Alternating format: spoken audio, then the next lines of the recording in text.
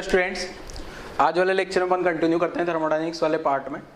और last lecture में अपन ने जो पढ़ा था बेटा, लास्ट लेक्चर तक अपन जो है फर्स्ट लॉ ऑफ थर्मोडायनेमिक्स की सारी कहानी समझ चुके हैं, उससे रिलेटेड सारे न्यूमेरिकल कर ली, स्पेसिफिक हीट कैपेसिटी की सारी कहानी समझ चुके हैं।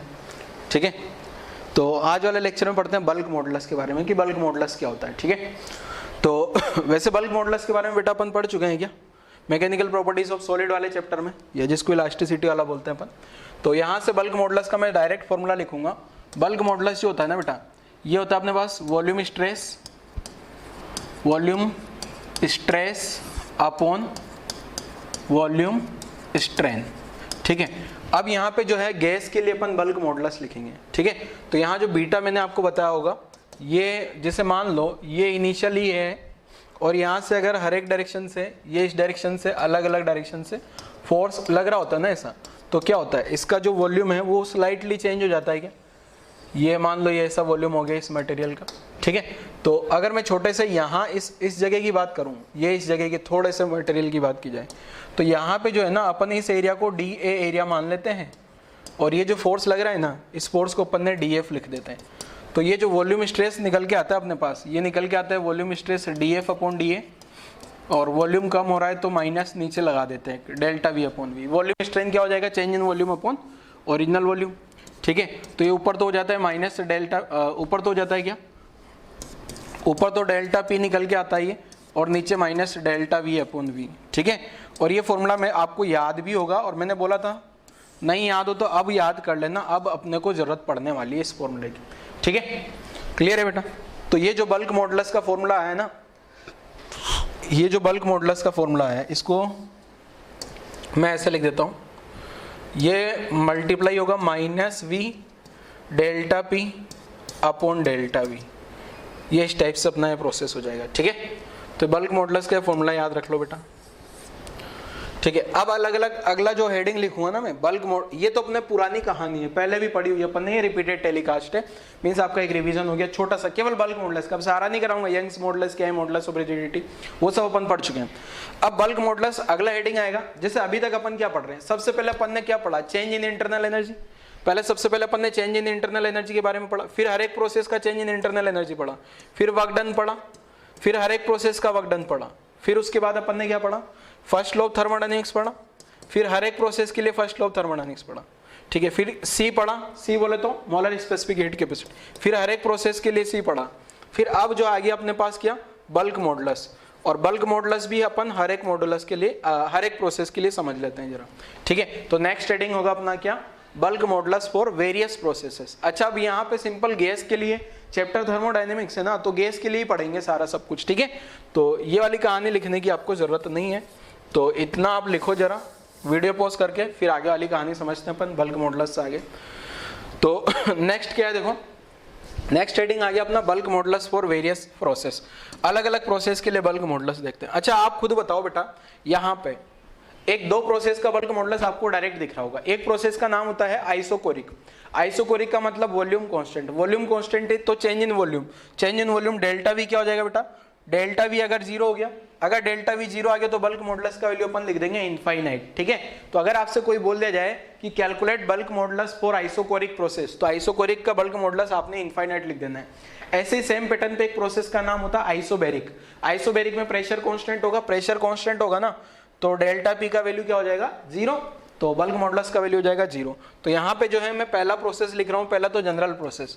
जनरल प्रोसेस मतलब जिसके बारे में आपको कुछ भी आइडिया नहीं लग रहा है ना, तो उसको अपन जनरल प्रोसेस नाम लिख देते हैं, और जनरल प्रोसेस का बल्क मॉडुलस हो जाएगा minus V delta P upon delta we.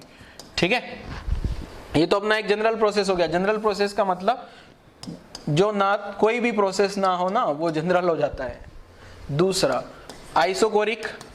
Isochoric में आपको पता है, अगर प्रोसेस आइसोकोरिक होगा तो वॉल्यूम क्या हो जाता है उसमें, कांस्टेंट। अगर वॉल्यूम कांस्टेंट है तो डेल्टा वी क्या हो जाएगा बच्चे, डेल्टा वी जीरो हो गया, और डेल्टा वी जीरो होते बल्क मॉडुलस जो है अपने पास इनफाइनाइट निकल के आ जाएगा। तीसरा जो प्रोसेस होता है बेटा आइसो कौन सा, बेरिक। आइसोबेरिक प्रोसेस में क्या होता है बच्चे, प्रेशर जो होगा वो कांस्टेंट होगा क्या, और अगर प्रेशर कांस्टेंट है तो डेल्टा पी जीरो हो जाएगा क्या, और अगर डेल्टा पी जीरो है तो बल्क मॉडुलस भी जीरो हो गया क्या। नोट कर लो जरा ये सारे प्रोसेस, 3 के 3 प्रोसेस आसान से हैं क्या। पहले जनरलाइज, तो जनरल प्रोसेस मतलब मैंने जनरलाइज फॉर्मूला लिख दिया, ठीक है, रटना नहीं है, बस आपने ये वाला फॉर्मूला याद रख लेना है। ये फॉर्मूला अगर आपको याद है, पहले से नहीं याद है तो अब तो याद करना ही पड़ेगा बेटा, ठीक है। पहले मैंने बताया था delta P upon minus delta V upon V, इस वी को ऊपर ला दो तो ऐसा बन जाएगा, नहीं तो ऐसे भी याद रख लोगे तो कोई दिक्कत वाली बात नहीं है उसमें, ठीक है। बल्क मॉडुलस का उल्टा जो होता है उसको कंप्रेसिबिलिटी बोलते हैं। 1 अपॉन बल्क मॉडुलस जो है कंप्रेसिबिलिटी, लिखा है भी होगा कंप्रेसिबिलिटी, कंप्रेसिबिलिटी वहां लिखा होगा, तो ये जो कंप्रेसिबिलिटी होता है 1 अपॉन बल्क मॉडुलस होता है, ठीक है। इसकी जरूरत नहीं, वैसे भी बल्क मॉडुलस की कहानी पढ़ रहे हैं अपन केवल, ठीक है। तो चलो अब यहाँ 3 प्रोसेस के लिए तो अपन ने लिख लिया, हर एक प्रोसेस के लिए पढ़ेंगे जितने भी प्रोसेस के आपको नाम याद है। जनरल प्रोसेस हो गया, आइसोकोरिक हो गया, आइसोबेरिक हो गया। चलो अब इनको चिपका देते हैं अपन ऊपर, ठीक है, अलग प्रोसेस पे आ जाते हैं। अब नेक्स्ट प्रोसेस है फोर्थ वाले प्रोसेस का नाम जो है ना आइसोथर्मल है। फोर्थ वाला प्रोसेस का नाम क्या है, आइसोथर्मल। अब आइसोथर्मल का जो बल्क मॉडुलस है, पहले तो इसमें टेम्परेचर कांस्टेंट होगा, टेम्परेचर कांस्टेंट होगा तो डेल्टा टी क्या हो जाएगा, temperature constant and delta T 0, ठीक है। अब देखो मेरे को बल्क मॉडुलस चाहिए ना, बल्क मॉडुलस में क्या है minus V delta P upon delta V, तो मैं delta P upon delta V का वैल्यू निकालता हूँ। जरा मैंने इक्वेशन बता रखी है आपको, ideal gas equation, ideal gas equation पता है क्या आपको, ideal gas equation, ideal gas equation क्या होती है अपने पास, पी वी बरोबर एन आर टी। मैंने इसमें बताया था P delta V plus V delta P equal to N R delta T लिखा जा सकता है। अब आपको पता है डेल्टा टी तो 0 हो जाएगा, तो P delta V plus V delta P की जगह क्या आ जाएगा यहाँ पे 0, ठीक है। अब मेरे पास में है, मेरे को चाहिए क्या बेटा, वी डेल्टा पी का वैल्यू, वी डेल्टा पी का जगह यहाँ से क्या लिखा जा सकता है, पी डेल्टा वी जो आ रहा है ना वो किसके बराबर आ गया, माइनस वी डेल्टा पी। और बाई चांस ये जो माइनस वी डेल्टा पी है ना, यही तो अपने फॉर्मूले में आता है। फॉर्मूला क्या है देखो, फॉर्मूला जो बल्क मॉडुलस का अपन लिखते हैं minus V delta P upon delta V. तो अगर आप ध्यान से देखोगे ना बेटा, तो ये जो ऊपर वाली पूरी वैल्यू है ये इसके जैसी आ गई क्या, तो यहाँ से बल्क मॉडुलस क्या आ गया देखो अपने पास, यहाँ से जो बल्क मॉडुलस आ गया P delta V upon V. तो ये जो आइसोथर्मल का प्रोसेस, आइसोथर्मल प्रोसेस का जो बल्क मॉडुलस है बड़ा मजेदार सा निकल के आता है, ये केवल सिंपल प्रेशर के बराबर होता है, ठीक है, याद रख लोगे। इसको इलास्टिसिटी भी बोल दिया जाएगा, क्वेश्चन में कभी कभी ऐसा भी बोल दिया जाता है, calculate elasticity for isothermal process. Elasticity का मतलब वो बल्क मॉडुलस के बारे में ही बात कर रहे हैं, ठीक है। तो चौथा प्रोसेस लिख लो जरा, डेरिवेशन की कोई जरूरत नहीं है, इसको याद रखने की भी जरूरत नहीं है, अभी मैं एक तरीका बता दूंगा उससे आपको डायरेक्ट याद हो जाएगा, क्लियर है। चलो 4 तक लिखो जल्दी, 1 2 3 4 लिखो। फिर नेक्स्ट प्रोसेस एडियाबेटिक पे आते हैं, पॉलीट्रोपिक पे आते हैं। नेक्स्ट प्रोसेस है अपने पास polytropic, next process polytropic and adiabatic. चलो वीडियो पॉज करके यहाँ तक की कहानी लिख लो, 1 2 3 4 5 गायब। फोर्थ वाला प्रोसेस देखो, फोर्थ वाला प्रोसेस में बोल रहा हूं बेटा क्या है, एडियाबेटिक मान लेते हैं। एडियाबेटिक में क्या होता है देखो, पहले तो एडियाबेटिक का इक्वेशन क्या है, एडियाबेटिक का इक्वेशन होता है P V power M equal to constant, ठीक है। अब इसका मैं बल्क मॉडुलस जो होता है ना, बल्क मॉडुलस क्या होता है minus V delta P upon delta we, ये होता है गामा पी, ठीक है। डायरेक्ट याद रख लो, डायरेक्ट याद रख लो, अभी मैं डेरिवेशन करके भी बता दूंगा, पर आपको डेरिवेशन तो क्या ही याद रहने वाला है, मुझे पता है कुछ नहीं याद रहेगा आपको। एक होता है पॉलीट्रोपिक, पॉलीट्रोपिक का भी आसानी से अब निकाल सकते हो क्या आप, पॉलीट्रोपिक का इक्वेशन भी इसी पैटर्न पे लिखते हैं ना, P V power M equal to constant. तो पॉलीट्रोपिक का भी सेम पैटर्न पे बल्क मॉडुलस क्या आ जाएगा बेटा, minus V delta P upon delta V से ये एम पी हो जाएगा, क्या याद हो जाएगा। अभी मैं प्रूफ भी बता दूंगा बट कोई मतलब नहीं है, आप सब भूल जाओगे, ठीक है। तो देखो इन दोनों का प्रूफ एक जैसा ही हो जाएगा, इन दोनों का प्रूफ सेम पैटर्न का हो जाएगा, ठीक है। पहले तो अपन यहाँ पे जो फॉर्मूला है ना, ये जो एक टेबल के थ्रू, चलो पहले इसका प्रूफ बता देता हूँ। प्रूफ वैसे कोई काम का नहीं है, ठीक है, प्रूफ याद रखने की कोई जरूरत नहीं है आपको, ठीक है ना। तो देखो प्रूफ क्या कैसे आता है, नीट वालों को तो बिल्कुल भी जरूरत नहीं है, जेई वालों को भी जरूरत नहीं है, बट अगर आपको याद करना है तो कर सकता हूँ। पी वी पावर एम बरोबर कांस्टेंट है क्या, डिफरेंशिएशन कर दो D upon D V, P V power M constant का डिफरेंशिएशन क्या हो जाएगा 0, वी के रेस्पेक्ट में डिफरेंशिएशन कर रहा हूँ, ठीक है। v के रेस्पेक्ट में इसलिए कर रहा हूँ क्योंकि यहाँ पे डेल्टा v है ना, तो dv में कन्वर्ट हो जाएगा वो, ठीक है। तो वेरिएबल इंटू वेरिएबल का डिफरेंशिएशन p, पहले एक काम करते हैं, जो वेरिएबल में एक p को कांस्टेंट माना v power m plus v power m को कांस्टेंट माना dp बाई dv और कांस्टेंट का डिफरेंशिएशन 0, ठीक है। तो ये क्या आ गया, p m v power m minus 1, यहाँ से जो निकल के आएगा m minus 1 plus v power m dp upon dv बराबर 0। अब मैं क्या करता हूँ बेटा, v पावर m माइनस 1 को अगर कॉमन ले लें तो यहाँ बचेगा mp और यहाँ एक v बचेगा क्या, ये जो v पावर m है ना, इस v पावर को मैंने यहाँ v पावर m, तो यहाँ v पावर 1 बचा dp अपॉन dv। क्या किया देखो मैं बताता हूँ, ये जो है ना ये वाला v पावर m है, ये v पावर m को ऐसे लिखा जा सकता है v into we power m minus 1। तो ये v पावर m माइनस 1 तो बाहर आ गया, ठीक है।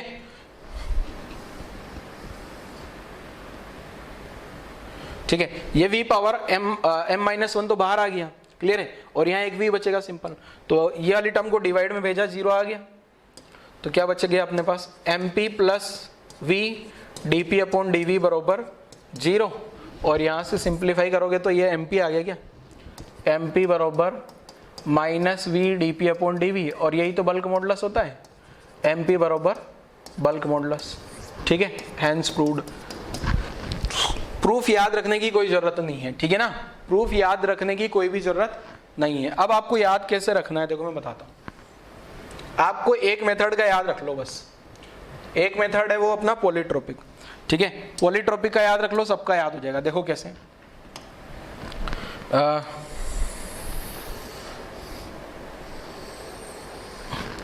एक काम करते हैं, यहां तक नोट करो पहले आप लोग, ठीक है, यहां तक आराम से नोट करो, फिर मैं आपको सारा एक साथ लिखा देता हूँ, सारे सबके एक साथ लिखा दूंगा मैं, ठीक है ना। प्रूफ याद करने की कोई जरूरत नहीं है, बट फिर भी अगर आपको लगता है नहीं सर हमें प्रूफ चाहिए इसलिए मैंने बता दिया है, ठीक है, ये प्रूफ कोई काम का नहीं है, ठीक है। इसको चाहो तो नीट वाले ना भी लिखें तो चलेगा, ठीक है। नोट करो जरा यहाँ तक की कहानी, प्रूफ की ज्यादा कोई खास जरूरत नहीं है।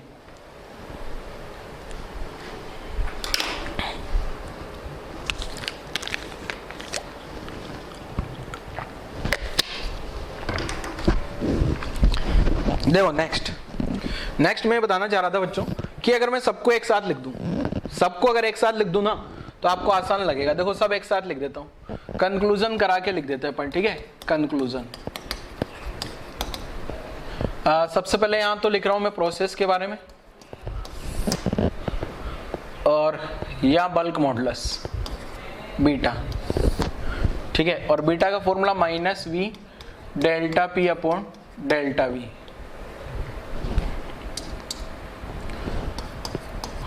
ठीक है। यहाँ अलग अलग प्रोसेस के बारे में लिख देते हैं सीरियल नंबर लगा के ना। पहला, सबसे पहला प्रोसेस मैंने लिखा जनरल, और जनरल प्रोसेस के लिए जो है ना फॉर्मूला एज इट इज रख देना है, minus V delta P upon delta we, ठीक है।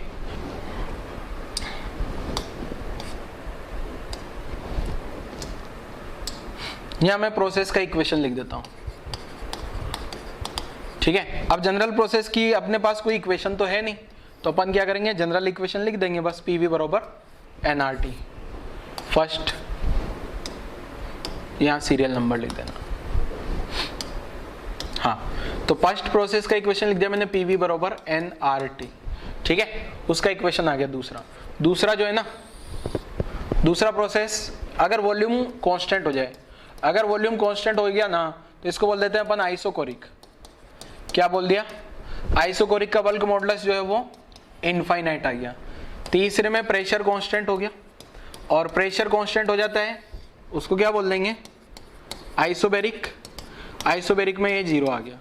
अब यहाँ ये है ना, यहाँ पे अब ये फोर्थ वाला है ना पॉलीट्रोपिक, याद रखो पॉलीट्रोपिक का जो इक्वेशन है, पॉलीट्रोपिक का इक्वेशन क्या होता है, P V power M equal to constant, इसको पॉलीट्रोपिक बोलता हूं क्या। और इस पॉलीट्रोपिक का जो बल्क मॉडुलस होगा ना बेटा, ये एमपी होता है, ये वाला आपको याद रख लेना है, ठीक है। ये वाला याद रखो आप, ये वाला याद रखो एक, अगर ये एक याद रहेगा, ये ऊपर दिए 3 याद रखने की जरूरत नहीं है, आप डायरेक्ट एक तो ये फॉर्मूला आपको जनरलाइज फॉर्मूला याद है, ठीक है। अब इससे ये एक और याद रख लो, बस ये 2 याद रख लेने की जरूरत है बस। फिफ्थ, अब एडियाबेटिक का खुद से आ जाएगा क्या, पीवी गामा कांस्टेंट, नाम होगा एडियाबेटिक, और एडियाबेटिक का खुद से लिख दोगे आप, बल्क मॉडुलस जो है गामा पी हो जाएगा। और 6 जो है पीवी पावर, जो टेम्परेचर कांस्टेंट होता है ना, टेम्परेचर जो कांस्टेंट होगा उसमें ऐसा भी लिख सकता हूँ पीवी पावर 1 बरोबर कांस्टेंट, ठीक है ना। आइसोथर्मल पीवी बरोबर एनआरटी में टी कांस्टेंट तो पीवी, इसको नाम दे दिया क्या, आइसोथर्मल। तो आइसोथर्मल का बल्क मॉडुलस क्या हो जाएगा, 1 आ जाएगा ना, तो पी।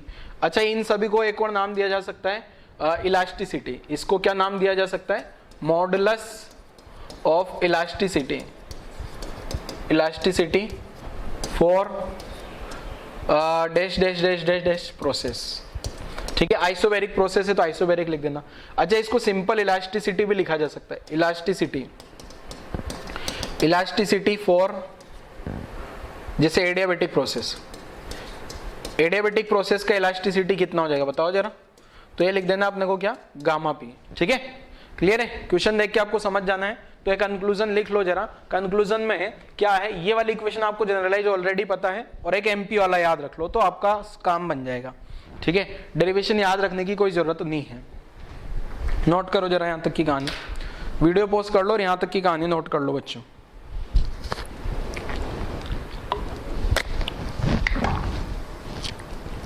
चलो आगे बढ़े, नेक्स्ट क्या है देखो, वीडियो पॉज करके लिख लेना पूरा का पूरा। नेक्स्ट जो है एडियाबेटिक प्रोसेस क्या होता है, अभी आपको लिखना नहीं है, आगे सारा मैं लिख दूंगा एक साथ में, और आपको बस वीडियो पॉज करके लिख लेना। मैं यहाँ पूरा एडियाबेटिक समझा देता हूँ आपको होता है। देखो पहला तो एडियाबेटिक प्रोसेस में आप सबको पता होगा Q0 होता है। अगर Q0 है इसका मतलब कोई हीट एक्सचेंज नहीं हो रहा है, ठीक है ना। इसका मतलब Q0 है, इसका मतलब नो हीट एक्सचेंज, ठीक है। कोई हीट एक्सचेंज नहीं होता किस किस के बीच में, between system and surround, system जो सिस्टम है एंड सराउंड है, इन दोनों के बीच में, सिस्टम और सराउंड के बीच में कोई हीट एक्सचेंज नहीं होगा। जैसे मान लो ये एक कंटेनर है ना, तो इस कंटेनर को कोई भी हीट नहीं देना है अपने को, ठीक है ना। इस कंटेनर के अंदर कोई गैस भरी है तो इसको कोई हीट नहीं देने वाला, मतलब ये जो दीवारें होगी ना, ये दीवारें एडियाबेटिक वॉल्स क्वेश्चन में बोल दिया जाएगा, या नॉन कंडक्टिंग वॉल्स, ठीक है। यहाँ पिस्टन लगा हो सकता है, पिस्टन लगा हो सकता है, ठीक है, जरूरी नहीं है पिस्टन भी ना हो, ये ऐसा ऐसा यहाँ मूवेबल पिस्टन हो सकता है, ठीक है। ये मूवेबल पिस्टन हो सकता है, पिस्टन ऊपर नीचे मूव कर सकता है, और यहाँ अंदर में एक गैस भरी हुई है, ठीक है ना। तो ये वाला जो प्रोसेस है ना, यहाँ पे जो ये जो सब कुछ है ना, एडियाबेटिक वॉल्स है, एडियाबेटिक वॉल्स, या इनको नॉन कंडक्टिंग वॉल्स भी बोला जा सकता है, नॉन कंडक्टिंग, ठीक है। दीवारें जो है ये नॉन कंडक्टिंग, ऐसा भी बोला जा सकता है, क्लियर है। अब ऐसे प्रोसेस को अपन बोल देते हैं एडियाबेटिक। एडियाबेटिक में कोई हीट एक्सचेंज नहीं होगा, तो जो अपन फर्स्ट लॉ ऑफ थर्मोडायनेमिक्स लगाएंगे ना, तो वहां से ये Q को 0 लिखा जा सकता है, तो work done by gas plus delta U, तो जो वर्क डन बाई गैस आता है इसका वो माइनस डेल्टा U के बराबर होगा। कौन से प्रोसेस का, एडियाबेटिक प्रोसेस। अब एडियाबेटिक प्रोसेस में कोई हीट एक्सचेंज नहीं हो रहा। अब मान लो कोई प्रोसेस बहुत फास्ट होते हैं, तो फास्ट प्रोसेस को अपन एडियाबेटिक प्रोसेस बोल देते हैं।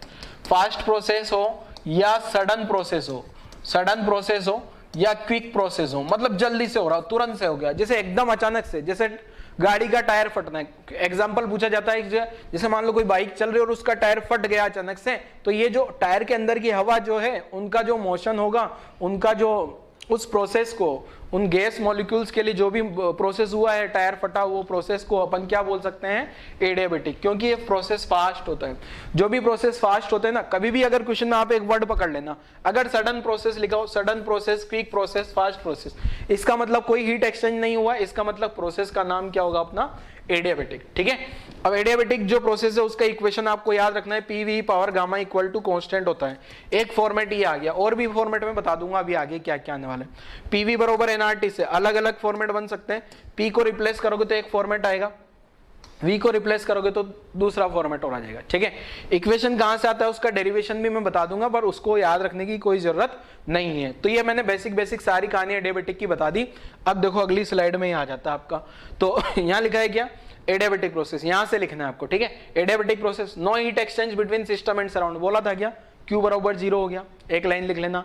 दूसरी क्या है, सडन प्रोसेस है, अच्छा यहाँ पे फर्स्ट लॉ ऑफ थर्मोडायनेमिक्स भी लिख सकते हो आप। जो फर्स्ट लॉ ऑफ थर्मोडायनेमिक्स लगाऊंगा ना, तो फर्स्ट लॉ ऑफ थर्मोडायनेमिक्स क्या होता है, Q equal to work done by gas plus delta you.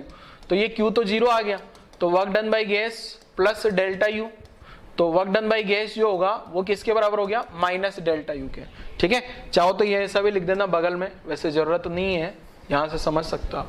ठीक है, अगला क्या है, नेक्स्ट मैंने लिखा है sudden quick process will be adiabatic.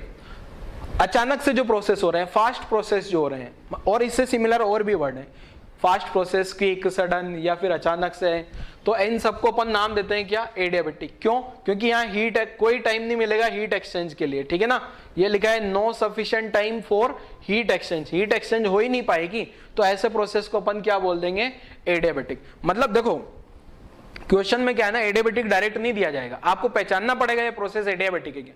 तो आप कैसे पहचानोगे, अगर कोई क्वेश्चन में बोल दिया जाए एक गैस है, उसका वॉल्यूम अचानक से आधा कर दिया जाए या अचानक से 1/4 कर दे, तो ऐसा जो प्रोसेस होगा ना, वो प्रोसेस हो जाएगा एडियाबेटिक। अगर क्वेश्चन में डायरेक्ट ही बोल दिया एडियाबेटिक प्रोसेस, तो फिर तो सोचना ही नहीं है, फिर एडियाबेटिक की सारी कहानी लिख देंगे अपन।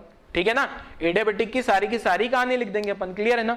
चलो ठीक है, अच्छा क्वेश्चन में एडियाबेटिक वॉल लिख दिया जाए, नॉन कंडक्टिंग वॉल्स लिख दिया जाए, ठीक है ना, ये इस टाइप से पिस्टन वगैरह लगा दें, गैस भर दें, तो फिर अपने को दिख ही रहा है ना यार ये एडियाबेटिक वॉल है, एडियाबेटिक वॉल है तो अंदर तो हीट जाएगी नहीं। अगर यहाँ हीटर लगा दूं तो फिर एडियाबेटिक नहीं होगा। No heat exchange, heat exchange नहीं होना चाहिए, क्लियर है ना, हीट एक्सचेंज नहीं होना चाहिए तो एडियाबेटिक प्रोसेस बोल देंगे। वीडियो पॉज करो, यहां तक की कहानी लिख डालो जल्दी से, वीडियो पॉज करो, एडियाबेटिक की कहानी लिख डालो।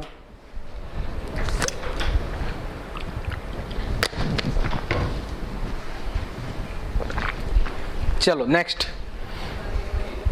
क्या है ये जो प्रोसेस है इसका इक्वेशन क्या होता है, इक्वेशन ऑफ एडियाबेटिक प्रोसेस। तो इसका इक्वेशन है P V power gamma equal to constant. ठीक है, इक्वेशन कैसे आती है उसका प्रूफ अगला आ जाएगा अभी। ठीक है ना, P V power gamma equal to constant, ये इक्वेशन याद कर लेनी या रट लेना है। यहाँ पे जो गामा है इसको एडियाबेटिक कोएफिशिएंट बोलते हैं, ये सीपी अपॉन सीवी है, सीपी अपॉन सीवी। अब सीपी और सीवी क्या है, ये लास्ट लेक्चर में आपको बताया होगा मैंने, प्रीवियस लेक्चर में आया होगा। CP molar specific heat capacity at constant pressure, molar specific heat capacity at constant volume. अब सीपी का फॉर्मूला आया होगा R प्लस F/2R, और ये सीवी का आया होगा F/2R, यहां से डिवाइड करोगे R से R गायब हो जाएगा, 1/F/2, और ये वाली पूरी टर्म सेम है तो +1 हो गया, तो यहां से उल्टा हो जाएगा, ये हो जाएगा 2/F और ये हो जाएगा 1। तो ये आपको फॉर्मेट याद रख लेना है, मैंने स्टार मार्क करके लिख दिया। जो गामा होता है ना वो होता है सीपी अपॉन सीवी, सीपी और सीवी दोनों दे दिया जाए तो गामा निकाल लेना है। ठीक है, और या फिर आप 1 + 2/F भी लिख सकते हो। अगर डिग्री ऑफ फ्रीडम बोल दिया जाए ना आपको, अगर आपको डिग्री ऑफ फ्रीडम के बारे में बता दिया जाए तो आप गामा निकाल सकते हो। ठीक है ना, जैसे मोनो एटॉमिक के लिए, अगर मैं मोनो एटॉमिक गैस है, मोनो एटॉमिक गैस है ना, तो उनका डिग्री ऑफ फ्रीडम कितना होता है 3, तो इनके लिए गामा क्या लिख दोगे आप 1 + 2/3, सोल्व कर लेना बाकी तो। ठीक है, और ऐसे लीनियर नॉन लीनियर वाली गैस के लिए भी लिख दूं क्या, अगर मान लो लीनियर स्ट्रक्चर वाली गैस है तो उनका डिग्री ऑफ फ्रीडम मैंने आपको लिखा रखा है कितना होता है 5, तो इनका गामा जो हो जाएगा ना वो 1 + 2/5 हो जाएगा। ठीक है, और नॉन लीनियर वाली गैस है, नॉन लीनियर वाली गैस है तो डिग्री ऑफ फ्रीडम कितना हो जाता है 6, तो यहां से गामा का वैल्यू कितना हो जाएगा 1 + 2/6। अगर आप ध्यान से देख पा रहे होंगे तो ये जो गामा है 1 से तो बड़ा होने वाला है, यहां से मैंने ये कंक्लूजन निकाला कि जो गामा होगा वो 1 से तो बड़ा होगा। ठीक है, ये यहां से पूरा कंक्लूजन आ रहा है अपना। ठीक है ना, क्या होगा क्या कंक्लूजन है, देखो यहां से गामा की जो वैल्यू है वो 1 से तो बड़ी होगी बट 2 से छोटी भी होगी, ये भी ध्यान रखना। ठीक है, 2 तब होता ना या 2/2 होता, अरे 1 + 2/2 होता तो जाके ये पूरा वैल्यू 2 होता, बट ये डिग्री ऑफ फ्रीडम 2 तो होता ही नहीं किसी के लिए। डिग्री ऑफ फ्रीडम का वैल्यू मिनिमम कितना है 3 है ना, तो जो सबसे ज्यादा गामा है, अगर यहां से देखा जाए तो सबसे ज्यादा गामा किसका आया, गामा मोनो का सबसे ज्यादा आया क्या, फिर गामा लीनियर का आया क्या, फिर गामा नॉन लीनियर का सबसे कम आ रहा है ना। ठीक है, और जो गामा का वैल्यू है 1 से तो बड़ा आ रहा है और 2 से छोटा आ रहा है। रटना नहीं है सब, ये सब रटने की कोई जरूरत नहीं है, आपको फॉर्मूला याद होगा ना तो सब लॉजिक आप खुद से लगा सकते हो। ठीक है, ये वाला अगर फॉर्मूला याद होगा ना आपको तो ये सब रिलेशन आप खुद से भी निकाल सकते हो। ठीक है, तो यहां तक की कहानी भी लिख डालो बच्चों, वीडियो पॉज करो लिख लो, वीडियो पॉज करो और यहां तक की कहानी लिख लो जल्दी से, नेक्स्ट समझाता हूं फिर।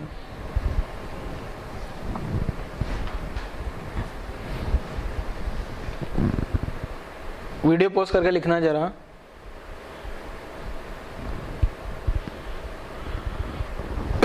यहां तक की कहानी लिखो वीडियो पॉज करके, इसको हटाऊंगा फिर मैं। देखो अब क्या है, इसके बाद आ गया, वीडियो पॉज करके लिखते रहना। इसके बाद अलग अलग जो है, अब मैं अलग अलग फैक्टर लिखता हूं इसके लिए, ठीक है ना। तो डेल्टा यू तो इसके लिए क्या होता है, 0 होता है, सॉरी डेल्टा यू जो लिख देंगे ना वो हो जाएगा f/2 n r delta t, ठीक है, क्लियर है। सबसे पहले डेल्टा, अब मैं ये बता रहा हूं कि हर एक फैक्टर, वेरियस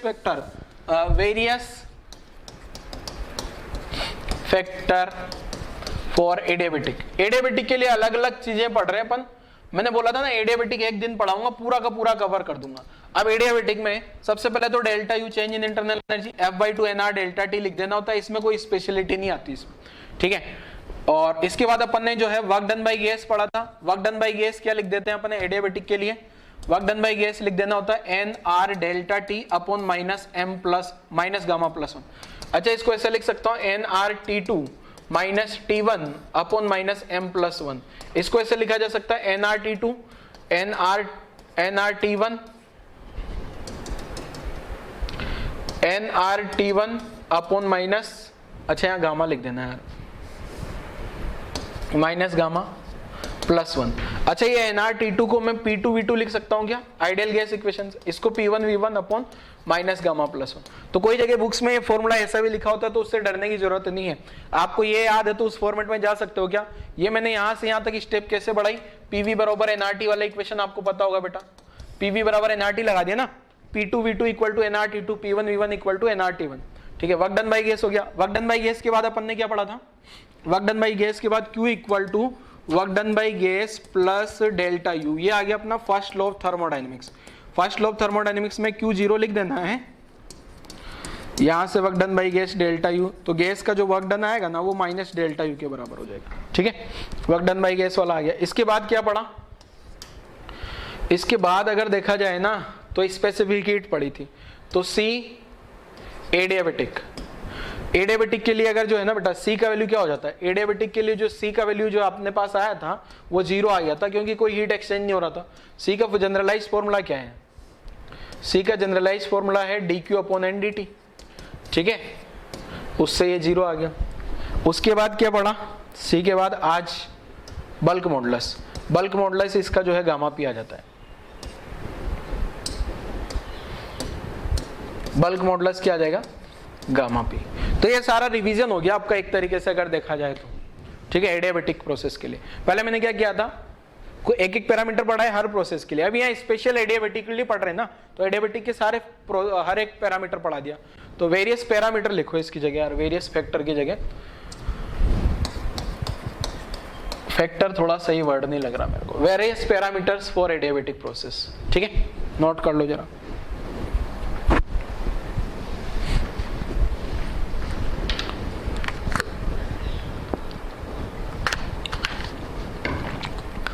वीडियो पॉज करो, नोट करो जल्दी। 1 2 3 4 5 6 7 8 9 10 गायब। देखो अगला स्टेप, ये स्टेप पहले तो खुद से समझने के लिए ट्राई करो। मैंने यहाँ पे क्या किया, डेरिवेशन किया है, एडियाबेटिक इक्वेशन कैसे आती है मैं समझा भी दूंगा। नीट वाले बच्चों को समझने की बिल्कुल भी जरूरत नहीं है, और जेई वालों को भी बिल्कुल जरूरत नहीं है, जिनको लगता है ना सर ये पीवी गामा ही क्यों है। कुछ बच्चों के दिमाग में ऐसी खुरापाती आती है कि सर एडियाबेटिक में पीवी गामा आया कहां से आया, तो उसके लिए पीछे का लॉजिक है बिल्कुल कुछ भी काम का नहीं है, 0% काम का है, बट फिर भी आपको पता हो इसलिए मैंने पूरा प्रूफ बता रहा हूं, ठीक है। तो 2 मिनट के लिए 5 मिनट लो, वीडियो पॉज करके एक बार खुद से समझने के लिए ट्राई करो, यहां से यहां वीडियो पॉज करो, समझने के लिए ट्राई करो, और जिनको नहीं समझना है कॉपी भी करने की जरूरत नहीं है उनको, ठीक है, ये पूरा छोड़ सकते हो। चलो मैं समझाता हूं, देखो क्या लिखा गया है मैंने यहाँ क्या लिखा है। तो सबसे पहले तो फर्स्ट लॉ ऑफ थर्मोडायनेमिक्स लगाया, आपको वीडियो पॉज करके समझना है, ठीक है, मैं समझाऊंगा आपको अभी समझ आ जाएगा, वीडियो पॉज करके समझो एक बार खुद से, जिनको वास्तव में समझना है अभी भी समझ सकता है, वीडियो पॉज करो और जल्दी से खुद से समझने के लिए ट्राई करो कि किया क्या गया है। तो एडियाबेटिक में dq 0 होता है पता है आपको, और मैंने dw जो है जनरलाइज प्रोसेस, p डेल्टा भी हर एक प्रोसेस के लिए लिखा जा सकता है। ये जो dw इक्वल टू pdv लिखा है ना, छोटा सा वर्क डन pdv हर एक प्रोसेस के लिए लिखा जा सकता है, बट p डेल्टा v जो वर्क डन बाई गैस होता है ना, अगर वो लिखा है पी डेल्टा वी, तो ये वाला वर्क डन केवल आइसोबैरिक के लिए होता है। ये किसके लिए होता है? आइसोबैरिक के लिए, ठीक है। बट अगर छोटू छोटू वर्क डन लिखाया गया है, कौन सा वर्क डन लिखा मैंने? अगर मैं छोटू छोटू वर्क डन लिख रहा हूं DW, तो इसको मैं PDV एवरी प्रोसेस के लिए लिखा जा सकता है, ये ऑल प्रोसेस के लिए वैलिड है, ठीक है। तो मैंने यहाँ DW लिखा है छोटा सा वर्क डन, और DU यहाँ लिखा, तो यहाँ DQ0 लिखा, PDV है लिख दिया। Ideal gas equation PV equal to NRT, इसको डिफरेंशिएट करेंगे PDV VDP NRDT। ये NRDT को गायब कर रहा हूं क्योंकि मुझे पता है इक्वेशन जो होती है ना उसमें टाइम ये टेम्परेचर नहीं आता। जो अपने पास आइडियल गैस इक्वेशन आती है,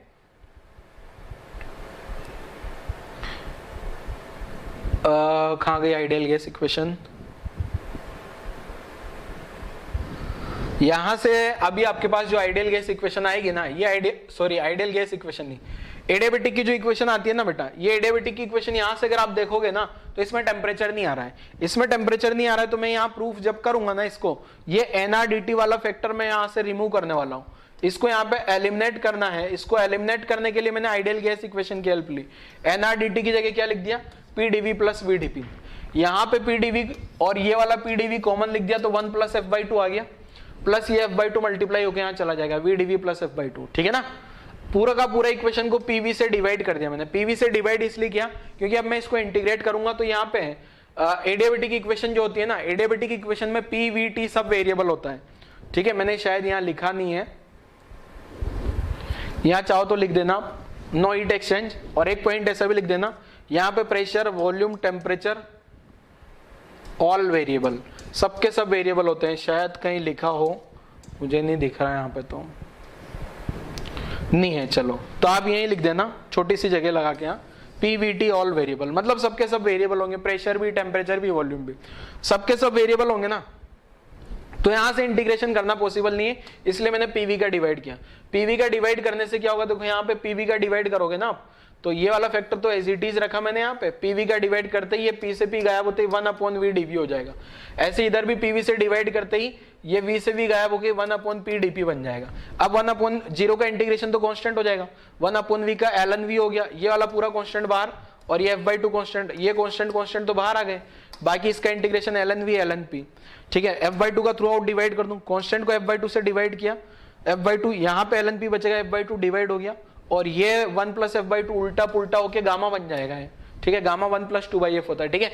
और यहाँ ln की प्रॉपर्टी लगा दी, ये पावर आगे आ जाएगा V पावर गामा, और ये कांस्टेंट अपॉन F/2 नया कुछ कांस्टेंट होगा, ये कांस्टेंट ही चलता रहेगा, और ये लॉग का प्रॉपर्टी लग गया, मल्टीप्लाई वाला ऐड हो जाएगा, मल्टीप्लाई से ऐड में कन्वर्ट हुआ तो ऐड से मल्टीप्लाई में कन्वर्ट हो जाता है। एंटी लॉग लूंगा, ई कांस्टेंट भी एक कांस्टेंट होगा, हेंस प्रूफ हो जाता है, कोई काम का नहीं है ज्यादा खास। वीडियो पॉज करके जिसको लिखना है लिख लो, बाकी ज्यादा कोई जरूरत नहीं होती इसकी ज्यादा।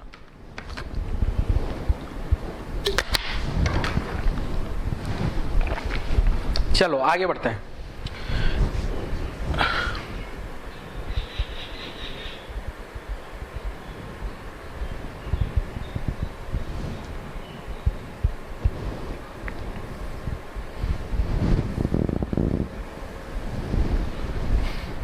नेक्स्ट प्रूफ आ गया, नेक्स्ट कहाँ गया भाई?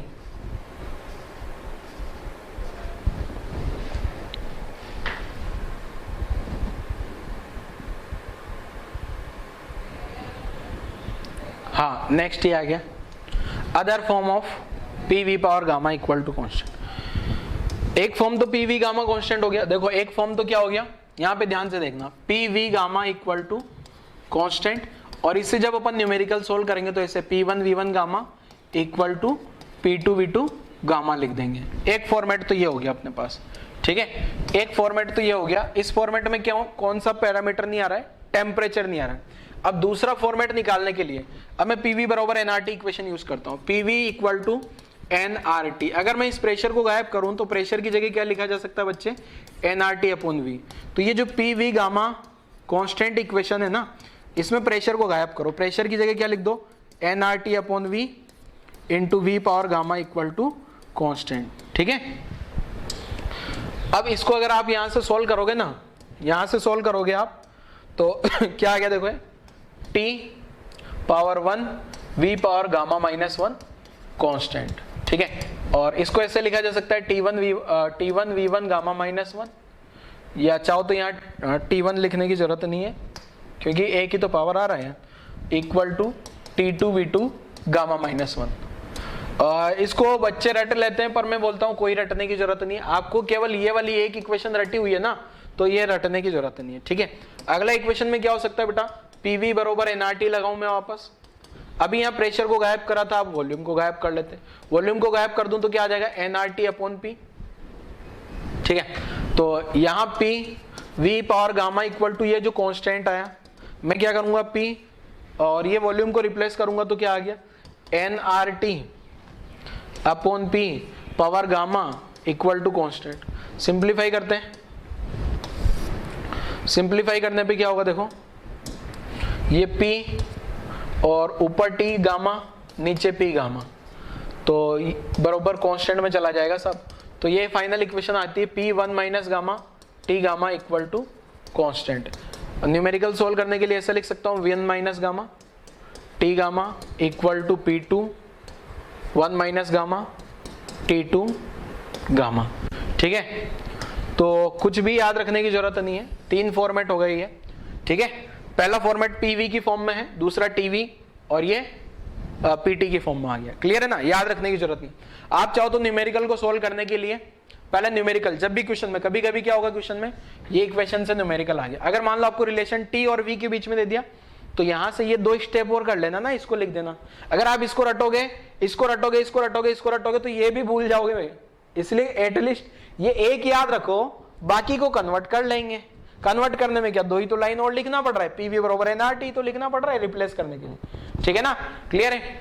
नोट कर लो जरा, दूसरी फॉर्म भी, एक फॉर्म तो ये हो गई, 3 फॉर्मेट होते हैं इसके, एक तो PV गामा कांस्टेंट हो गया ये वाला, फर्स्ट फॉर्मेट ये हो गया, दूसरा फॉर्मेट ये रहा और तीसरा फॉर्मेट ये रहा, ठीक है।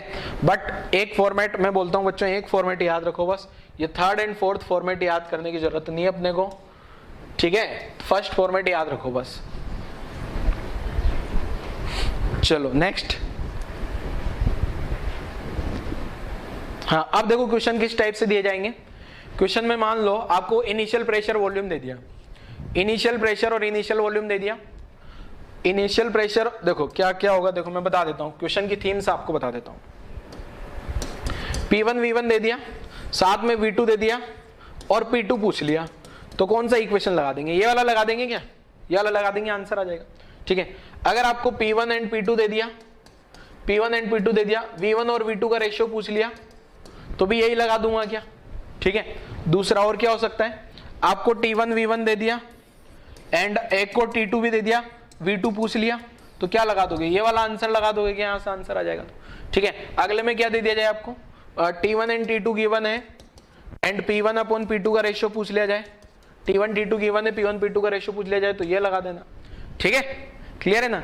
तो अगले अभी आगे क्वेश्चन के थ्रू कहानी कवर हो रही है, ठीक है। यही सेम क्वेश्चन अपन जो कहानी यहाँ पे करी ना अपन, सेम कहानी ये पॉलीट्रॉपिक में भी कर सकते हैं, सेम कहानी किस में भी कर सकते हैं, ठीक है। Same story in polytropic, same कहानी होगी किस में भी, पॉलीट्रॉपिक में भी। पॉलीट्रॉपिक क्या होता है, पॉलीट्रॉपिक PVM कांस्टेंट होता है क्या, ठीक है। तो P1 V1 M equal to P2 V2 M हो जाएगा, बाकी सब जगह वहां से रिप्लेस करोगे तो वैसे ही सब कुछ आ जाएगा, ठीक है। मैं नहीं करके बता रहा हूं, क्लियर है ना। इसमें भी 3 फॉर्मेट बन जाएंगे, ठीक है। एक फॉर्मेट यहाँ, दूसरा फॉर्मेट बनेगा और तीसरा फॉर्मेट। ये वाला फॉर्मेट जो पहला फॉर्मेट है वो तो PV का बना, दूसरा TV का बना सकते हो, फिर लास्ट PT का बना सकते हो। यहाँ रिप्लेस कर देना PV बरोबर nRT से, ठीक है। मैं नहीं करके बता रहा हूं। चलो आगे बढ़ते हैं जरा, अब क्वेश्चन पे आ जाते हैं। अपना क्वेश्चन देखो जरा, वीडियो पॉज करो, क्वेश्चन पढ़ो जल्दी से। क्वेश्चन को मैं छोटू सा करके ऊपर चिपका दूंगा, फिर वीडियो पॉज करो, क्वेश्चन पढ़ लो।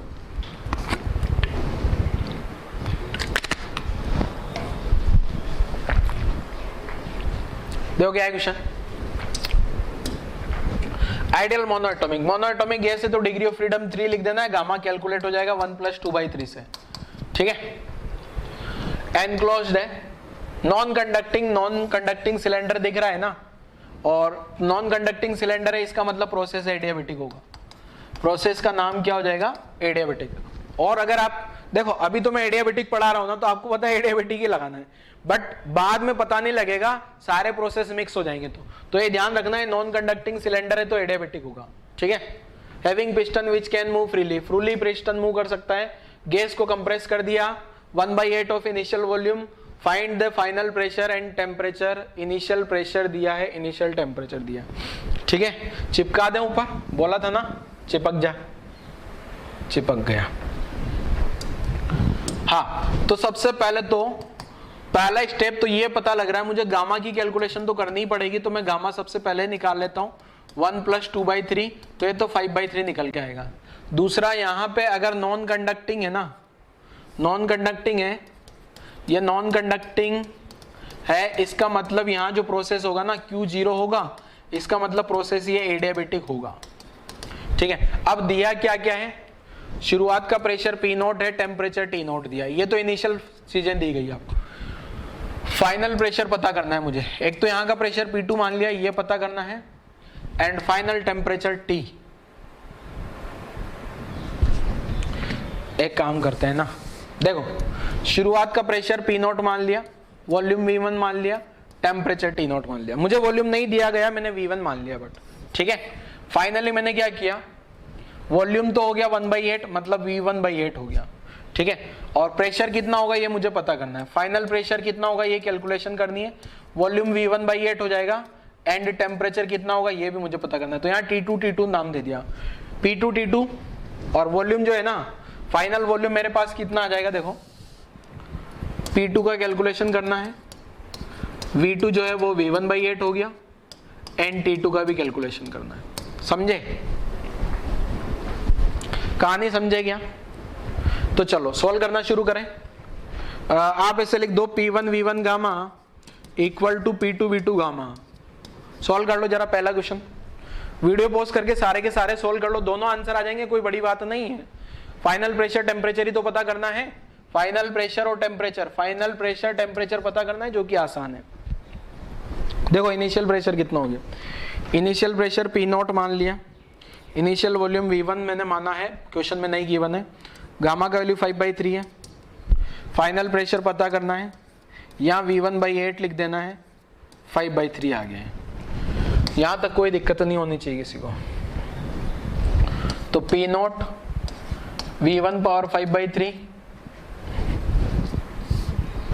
V1 power 5/3 equal to P2, इसको V1 पावर 5/3 लिख देना है, V1 पावर 5/3 डिवाइड में जो ये 8 है ना, 8 पावर 5/3 लिख देना है, ठीक है।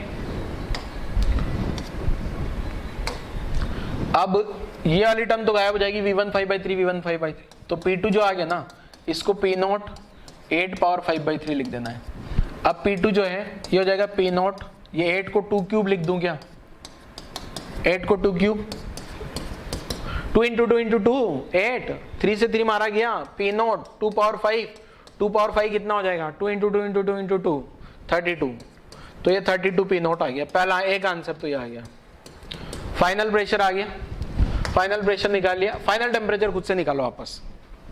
फाइनल टेम्परेचर की कैलकुलेशन भी करके देखो जरा बेटा क्या आ रही है।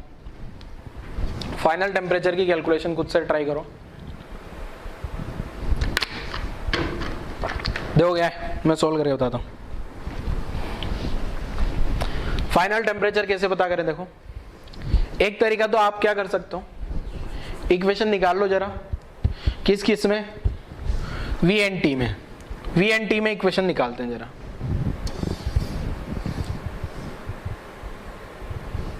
इसको चिपका देते हैं वापस छोटा करके ऊपर, है ना। दूसरा वाला पार्ट मैं क्या कर रहा हूं, V एंड T में इक्वेशन निकालता हूं। मैं यहाँ इक्वेशन वापस से डिराइव कर रहा हूं ताकि आपकी भी ऐसी आदत रहे। PV power gamma equal to constant, P को रिप्लेस करते हैं, P की जगह लिखा जा सकता है nRT/V, V power gamma equal to constant. तो ये जो इक्वेशन बनेगी T V gamma -1 equal to constant, इसको ऐसे लिख दूं T1 V1 gamma minus 1, T1 V1 gamma minus 1, T2 V2 gamma minus 1। Initial temperature question में T नॉट बोला है, V1 गामा का वैल्यू 5/3 है, 5/3 माइनस 1। फाइनल टेम्परेचर पता करना है, फाइनल वॉल्यूम V1/8 और यहाँ भी 5/3 माइनस 1। तो ये हो गया T नॉट V1 पावर 2/3 हो जाएगा, T2 V1/8 पावर ये भी कितना हो गया 2/3। तो T not V1 power 2/3, T2 V1 power 2/3 upon 8 power 2/3। यहाँ से अगर मैं इसको सिंप्लीफाई करूँगा, यहाँ से अगर इसको सिंप्लीफाई किया जाए ना तो देखो क्या आ जाएगा, ये वाली पावर तो V1 तो कट जाएगा, ये वाली टर्म तो कट जाएगी। तो T नॉट इक्वल टू क्या आ रहा है T2 अपॉन, अच्छा मैं डायरेक्ट लिख दूं क्या क्रॉस मल्टीप्लाई करके, T2 इक्वल टू जो है ना T नॉट 8 पावर 2/3 आ रहा है। अब अगेन T नॉट 8 को 2 क्यूब लिख दिया, 2 क्यूब और 2/3, यहाँ तो आ गया 2 क्यूब, यहाँ आ गया 2/3। तो T2 जो है T नॉट इंटू 2 स्क्वायर आ गया, 2 स्क्वायर 4 हो जाता है, तो 4 T नॉट आ गया। ये आंसर आ गया एक और, ठीक है।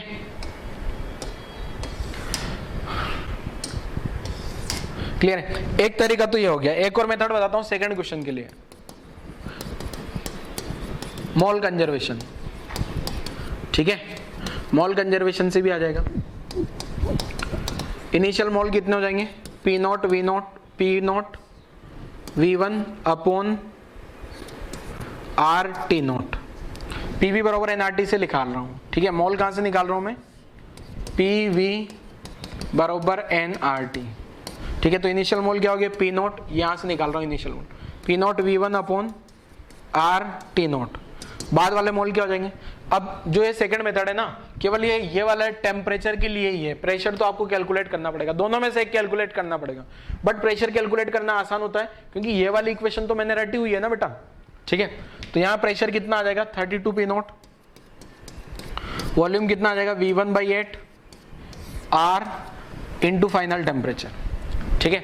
तो अब अगर आप यहाँ से देखोगे ना कौन कौन गायब हो गया, P नॉट से P नॉट गायब कर देना है, T नॉट से T नॉट नहीं गायब होगा, R से R गायब कर देना है, और ये V1 से V1 गायब कर देना है। तो T2 बराबर आ गया ना, यहाँ से T2 equal to 4 T not आ गया, आंसर आ गया है, ठीक है। तो देखो जरा इतनी सारी कैलकुलेशन करने की कोई जरूरत नहीं पड़ी आपको, ठीक है, क्लियर है। तो बट ये तब है जब, देखो दो तरीके हैं, या तो आप पहले इक्वेशन को कन्वर्ट कर लो। देखो अपन ने क्या कर रखा है, PV वाला इक्वेशन तो याद रखा है मैंने, ये एक इक्वेशन मैंने रटा हुआ है, तो मैं क्या करूं, या तो PV वाली इक्वेशन से पहले TV वाली इक्वेशन पे जाऊं और फिर सोल्व कर लूं, या फिर मैं क्या करूं PV वाली इक्वेशन से जो सोल्व किया है ना उसमें मोल कंजर्वेशन लगा लूं। बट अगर मान लो क्वेश्चन में आपसे फाइनल, ये जो क्वेश्चन में पूछा है ना, ये फाइनली ओनली टेम्परेचर पूछा जाता, ओनली टेम्परेचर पूछा जाता ना, तो भी ये वाला प्रेशर कैलकुलेट करना पड़ता मुझे अगर मोल कंजर्वेशन लगाता। तो अगर मैं मोल कंजर्वेशन लगाता ना तो ये प्रेशर कैलकुलेट करना पड़ता, ठीक है ना, टेम्परेचर कैलकुलेट। बट ये वाले मेथड में ये वाला मेथड लगाता हूं ना, तो इसमें ये प्रेशर नहीं भी कैलकुलेट करता तो भी आंसर आ जाता। मोल कंजर्वेशन लगाऊंगा तो ये प्रेशर कैलकुलेट करना पड़ेगा, ठीक है। ये PV गामा लगाने के लिए अगर टेम्परेचर की, केवल सिंपल टेम्परेचर की कैलकुलेशन होती है। तो दो मेथड है, देख लो जरा, जो भी आपको अच्छा लगे नोट कर लो, वीडियो पॉज करो, नोट करो यहां तक की कहानी।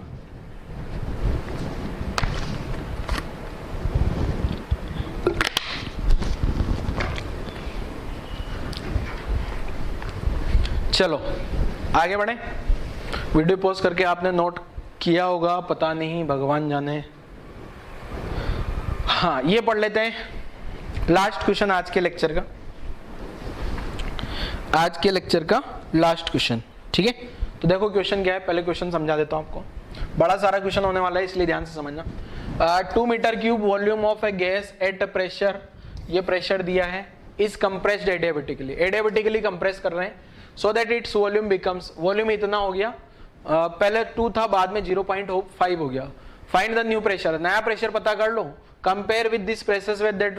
अगर मान लो प्रोसेस आइसोथर्मल होता ना तो उस प्रेशर को कंपेयर करो और हर एक प्रोसेस के लिए वर्क डन भी कैलकुलेट कर दो। गामा 1.4 दिया है, ट्राई करो जरा। बड़ा क्वेश्चन है, 10 मिनट दे रहा हूं मैं, एटलीस्ट 10 मिनट्स चाहिए इस क्वेश्चन को सोल्व करने के लिए, ठीक है। तो क्वेश्चन लिख लो वीडियो पॉज करके और 10 मिनट अपने आप को दो क्वेश्चन सोल्व करने के लिए। चलो मैं सोल्व करता हूं, मैं 10 मिनट नहीं रुक सकता, वीडियो फिर बहुत ज्यादा लेंथी हो जाता है ऐसे।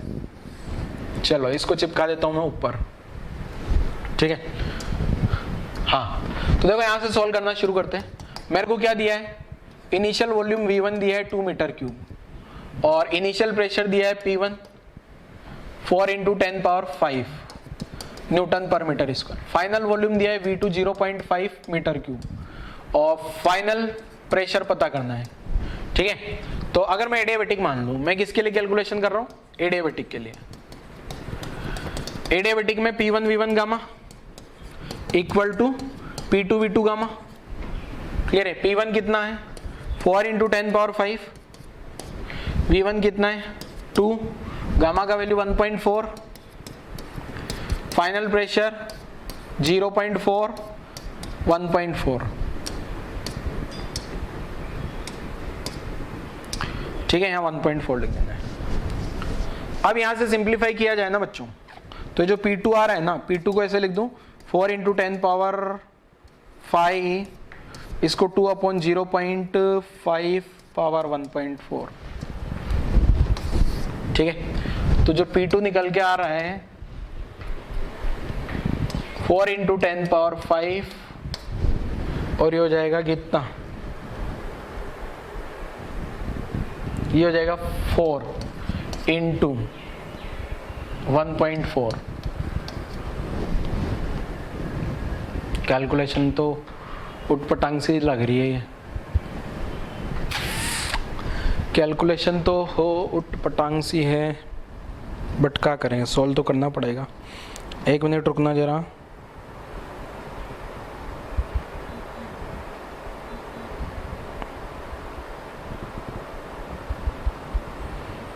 तो 4 पावर 1.4 को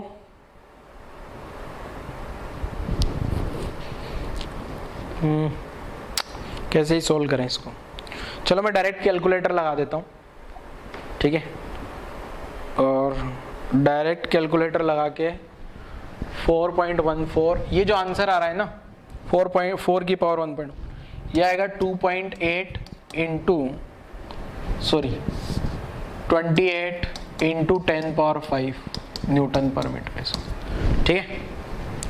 डायरेक्ट लिख लेना आपने कैलकुलेटर यूज करके, वो पावर 1.4 में ज़्यादा टाइम लगा जाएगा कैलकुलेशन, ठीक है। तो एक तो ये आ गया। अगर अब दूसरा क्वेश्चन में मैं क्या मान लूँ, 4 आइसोथर्मल, आइसोथर्मल मान ले तो आंसर क्या हो जाएगा।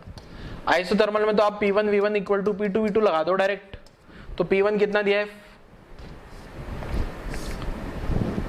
P1 जो दिया है ना 4 × 10⁵, इनिशियल वॉल्यूम 2, फाइनल प्रेशर ये 0.5, तो यहाँ से 4, P2 जो आ जाएगा ना, ये आ जाएगा 16 × 10⁵। मतलब देखा जाए ना तो आइसोथर्मल में जो है ज़्यादा प्रेशर कम हो गया एज कंपेयर टू एडियाबेटिक, ठीक है। इसमें ज़्यादा प्रेशर कम हुआ क्या, देखो जरा दोनों का P2 कंपेयर करो, आइसोथर्मल का और एडियाबेटिक का, क्लियर है। तो ज़्यादा प्रेशर यहाँ लिख सकता हूँ मैं, more pressure reduce in isothermal with respect to adiabatic, ठीक है। क्योंकि देखो शुरू more pressure reduce नहीं increase, ठीक है। ज्यादा प्रेशर इंक्रीज किया किसमें, आइसोथर्मल। ना ना ना ना ना ना ना, उल्टा पुल्टा क्या ही बोल दिया मैंने। देखोगे शुरुआत का प्रेशर तो 4 था ना, 4 से 28 गया ही है, तो एडियाबेटिक में ज्यादा बढ़ा है। मोर प्रेशर, ये मैं ऐसा लिख देता हूं ना सिंपल लैंग्वेज में, डेल्टा पी जो आया ना एडियाबेटिक का वो बड़ा आया, डेल्टा पी किससे, आइसोथर्मल से, ठीक है। नोट करो जरा, फिर वर्क डन का कैलकुलेशन भी करते हैं, वर्क डन वाला फॉर्मूला लगा के।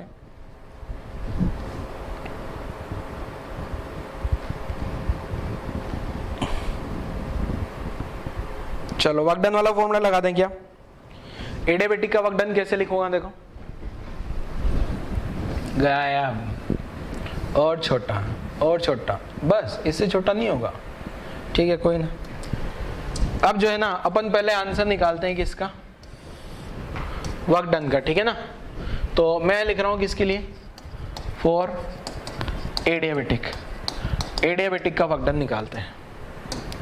तो वर्क डन बाई गेस क्या लिख देता हूं मैं, N R delta T minus gamma plus 1। अब एन आर डेल्टा टी को क्या लिख दूं मैं, डायरेक्ट लिख दूं P2 V2 minus P1 V1 upon minus gamma plus 1। कैसे आता है बता रहा था आज वाले लेक्चर में ही, P2 V2। फाइनल प्रेशर कितना आया, एडियाबेटिक का फाइनल प्रेशर ये रहा क्या, तो 28 इंटू 10 पावर 5, फाइनल वॉल्यूम कितना था 0.5, इनिशियल प्रेशर कितना है 4 into 10 power 5 into initial volume 2, gamma का वैल्यू कितना है 1.4 प्लस 1। सिंप्लीफाई कर लेना फाइनली, ठीक है, सिंप्लीफाई करें तो 10 पावर 5 तो एक कॉमन ले लेना है पूरा का पूरा, ऊपर से 14 माइनस 8 बचेगा ये, ठीक है, और नीचे बचेगा 0.4 नेगेटिव में। तो work done by gas negative आएगा और आना भी, ये वॉल्यूम तो कम हो रहा है ना, 10 पावर 5 ये आ गया, ऊपर बचेगा ये 6 माइनस 0.4, ठीक है। तो यहाँ से वर्क डन बाई गैस आ रहा है माइनस 3/2 मीन्स 1.5 इंटू 10 पावर 6 हो जाएगा ये जूल, ठीक है। ये तो वर्क डन आया अपना किस में, एडियाबेटिक में, ठीक है। तो एडियाबेटिक का वर्क डन लिख लो जरा,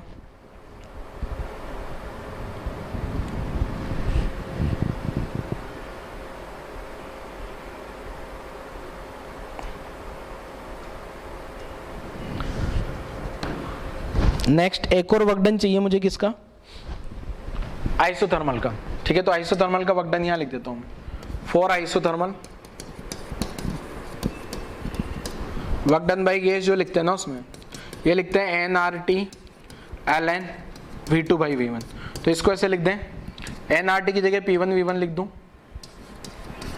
ln V2 by V1। P1 कितना है ये रहा 4 इंटू 10 पावर 5, V1 कितना है 2, ln P2 कितना है 0.5/2, ठीक है। तो हम वर्क डन बाई गैस जो आएगा ना मल्टीप्लाई करो जरा, 8 इंटू 10 पावर 5 तो ये हो गया, ठीक है। इसको मैं ये आ जाएगा ln 1/4, ठीक है। अब ln 1/4 को देखो पहले तो 8 इंटू 10 पावर 5 2.303 का मल्टीप्लाई करूंगा तो log 4 हो जाएगा। अब ये जो log 4 है ना, log 4 को कैसे सॉल्व करेंगे देखो, वर्क डन बाई गैस जो लिखूंगा 8 इंटू 10 पावर 5 इंटू 2.303 log ये 1/4 है, log 1/4 है तो log 1 माइनस log 4, ठीक है। log 1 का वैल्यू तो 0 हो गया, यहाँ मल्टीप्लाई होगा, अभी नहीं कर रहा हूँ मैं, 2.303 log 1 का वैल्यू 0 हो जाएगा, log 2 को log 4 को लिख दो log 2 स्क्वायर और ये 2 यहाँ बाहर आ जाएगा, log 2 का वैल्यू पता होगा, ये वाली वैल्यू 0 है, ठीक है। तो ये जो माइनस ये वाला ब्रैकेट वाला वैल्यू आएगा 2 इंटू 0.3010, ठीक है। मल्टीप्लाई कर लो पूरा का पूरा ही, तो आंसर आ जाएगा अपना क्या, मैं डायरेक्ट लिख देता हूं, तो ये आएगा माइनस 11 इंटू 10 पावर 5 जूल, ठीक है। या फिर 6 करूँ पावर तो यहाँ 1 हो जाएगा 1.1, ये ऐसा आंसर आ जाएगा, ठीक है। वर्क डन को भी कंपेयर कर सकते हो आप।